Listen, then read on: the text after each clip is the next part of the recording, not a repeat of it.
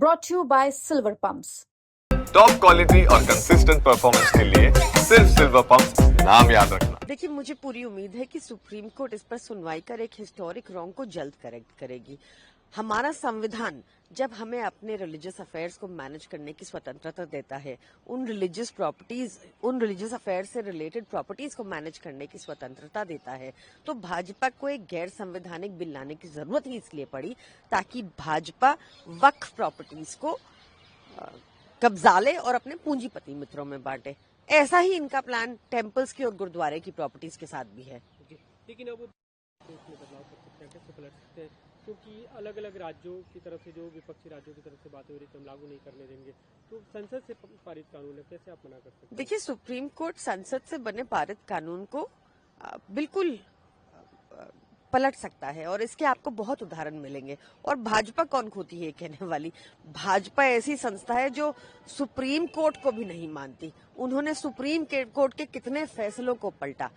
Supreme court ने कहा कि दिल्ली में सर्विसेज आम आदमी पार्टी सरकार के पास रहेंगी, जब हमने एक 8 साल की लंबी लड़ाई लड़ी, पर भाजपा ने 8 दिन के अंदर उसको एक ऑर्डिनेंस लाके पलट दिया था। हम सबने देखा ये। बीजेपी की वक्फ एक्ट सही है और इससे लागू होना चाहिए, आपको लगता है इसका असर पड़ेगा? देखिए, मुझे लगता है दोनों ही पक्ष कोर्ट के आगे हैं और कोर्ट डेफिनेटली एक हिस्टोरिक रॉन्ग को करेक्ट करेगा, क्योंकि ये जो वक्फ अमेंडमेंट लाई गई है, ये क्लियरली हमारे संविधान के खिलाफ है। नेशनल हेराल्ड का केस था, उस मामले में ईडी ने चार्जशीट दाखिल किया और दोनों की संलिप्तता को उसने एक तरह से साबित किया है कि इन लोगों की संलिप्तता रही उसमें और जो फायदा इन दोनों को भी हुआ उसका। आपको मुझे लगता है कि राहुल गांधी जी को भी नेशनल हेराल्ड केस में अरेस्ट करना चाहिए। एक ओपन एंड शट केस है। हर बार चुनाव आने से पहले ये माहौल बनाया जाता है, ये दोनों पार्टियों की तरफ से माहौल बनाया जाता है।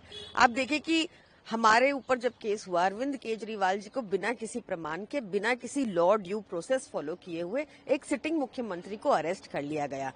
कोर्ट ने कहा कि उनके खिलाफ ना कोई प्रमाण है और ईडी ने द्वेष की भावना से काम किया। हमें कोर्ट से क्लीन चिट मिली, इनको भी क्या डर है? अरेस्ट हो, कोर्ट से क्लीन चिट लेकर आए, पता चल जाएगा। लेकिन कार्रवाई की जा रही है, लंबे समय से केस चल रहा है, अब तक इसमें कुछ नहीं मिला और अब हर कुछ समय के बाद ईडी के जरिए बीजेपी लेकर आती है कांग्रेस पार्टी को परेशान करने के लिए। देखिए, मुझे लगता है कि उनको भी इंक्वायरी, इन्वेस्टिगेशन ज्वाइन करनी चाहिए। इन्वेस्टिगेशन से डरना नहीं चाहिए। अगर उनको अरेस्ट करना चाहिए बीजेपी को, मुझे समझ नहीं आता पिछले 10 सालों में सारी एजेंसीज भाजपा के पास होने के बावजूद आज तक कोई अरेस्ट क्यों नहीं हुआ कांग्रेस पार्टी से? उनको अरेस्ट कीजिए, कोर्ट में फैसला चलेगा, कोर्ट क्लीन चिट देगा।